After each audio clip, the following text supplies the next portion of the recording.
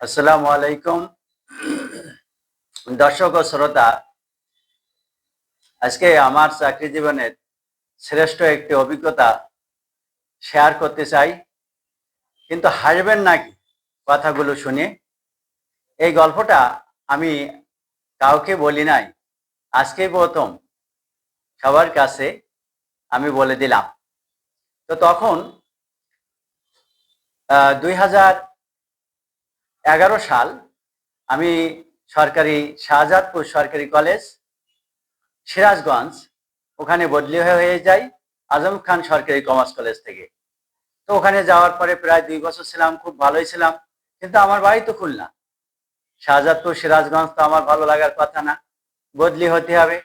কিন্তু কিভাবে বদলি? তো আর ইচ্ছে করলে হওয়া যায় না, অনেক টাকা লাগে, অনেক বড় চ্যানেল লাগে। তো যাই হোক, আমি এক পর্যায়ে ঢাকায় চলে গেলাম মন্ত্রণালয়ে। তো সচিবালয় বা মন্ত্রণালয়ে সেক্রেটারিয়েট, এখানে যাওয়ার পরে গেট দিয়ে ঢোকাও ঝামেলা, পাস না হলে কিন্তু সেখানে ঢাকা যায় না। অনেক সময় পুলিশদের সালামের বসে 200 টাকা যদি দেওয়া হয়, ওই গেট পাস একটা পাওয়া যায়।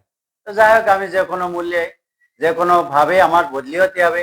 আমি by hook or by crook আমি সেইভাবে ভিতরে ঢুকে গেলাম। তো স্যারের রুমে চলে গেলাম, শিক্ষা সচিব, উনি অনেক ভালো মানুষ, কিন্তু বাড়ি হলো নোয়াখালী। ওনাদের আঞ্চলিক ভাষা অনেক সময় আমাদের দেশের মানুষ, আমাদের জেলার মানুষ সহজে আমরা বুঝি না। তো যাই হোক, আমি গিয়ে সালাম দিলাম। আমার বেশভূষা দেখে স্যারের হয়তো ভীষণ ভালোই লেগেছে। বদলির একটা আবেদনও আমার সাথে আছে, স্যারের কাছে দিলাম।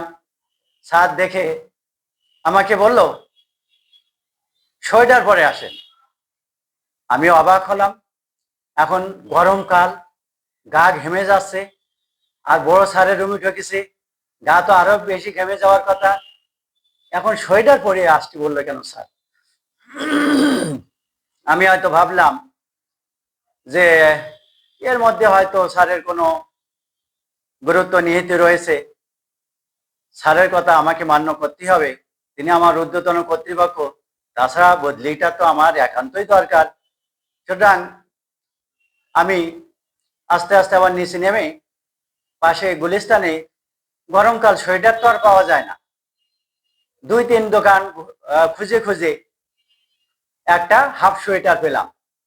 সোয়েটারটা নিয়ে আমি সচিবালয়ের ভিতরে আবার ঢুকে, এরপরে হাফ সোয়েটারটা পরে স্যারের রুমে আবার গেলাম।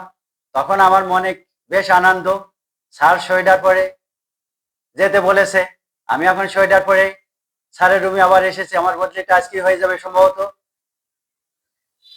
হাফ সোয়েটার পরে যখন গেলাম, স্যার আমাকে দেখে অবাক, আরে আপনাকে তো বললাম সোয়েটার পরে আসছি, আপনি এখন এলেন কেন, এইভাবে এলেন কেন?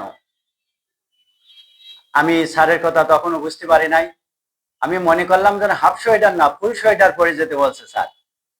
আচ্ছা, আবার নিচে চলে গেলাম, বঙ্গবাজার গুলিস্তান ঘুরে ঘুরে গরমকালে হাফ সোয়েটার একটা পেয়েছিলাম, ফুল সোয়েটার পাওয়া আরো কঠিন, এবং দাম যার 800 টাকা, সেটা বলে 2000 টাকা। তাও আমি কিনে একটা ফুল সোয়েটার কিনে আনলাম।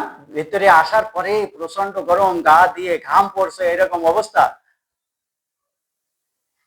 পরে এবার স্যারের রুমে ফুল সোয়েটার, শার্ট প্যান্ট রয়েছে, তারপরে ফুল সোয়েটার।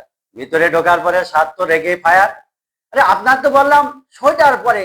তখন স্যার রেগে ইংরেজিতে বলে, after 6, I have told you to come after 6, আপনার সন্ধ্যা 6টার পরে আসছি বললাম, ওই সময় আমি একটু ফ্রি থাকবো।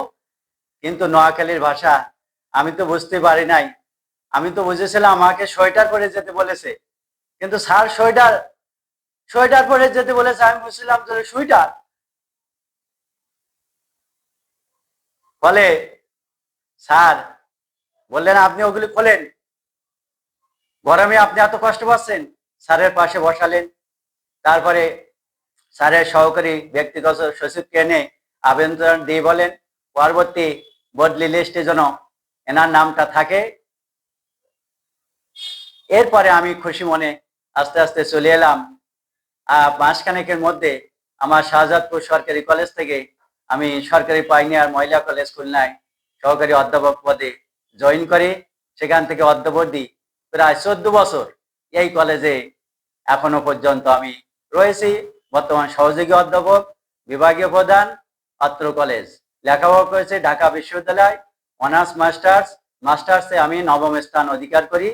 This is all about my self. গল্পটা শুনে কেমন লেগেছে, আমার জীবনের শ্রেষ্ঠ অভিজ্ঞতা, শেয়ার করে জানাবেন, কমেন্ট করে জানাবেন। ধন্যবাদ, সবাই ভালো থাকবেন।